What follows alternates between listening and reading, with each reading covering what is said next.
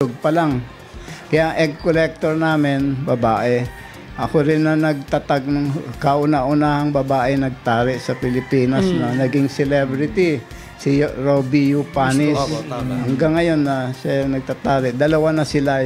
Pag dalawa yung laban sabay, si Sili naman. Nandiyan si Sili. Ayun, silang dalawa nagtatari. Babae rin. Kasi may nagsabi rin sa akin, doktor, na kung bakit magaling ang babae magtari, dalawang parte ng utak nila ang ginagamit. Tayo mga lalaki, isa lang. Kaya magaling sila gumamit ng kamay, ng daliri. Maliban doon, pag hindi naman pumupunta na, pag nanalo, magaling, may mga tahor, may runner, aalukin. Kung lalaki yung tauhan ko ng handler, madaling matukso. Aalukin 20, 25, 30,000. Pag may babae doon, nababantayan. Tsaka laging tama yung babae, no? Nakakatulong. Tsaka tama yung sinabi ni Sir B-Boy. Mas maganda daw yung egg collector babae. Oo.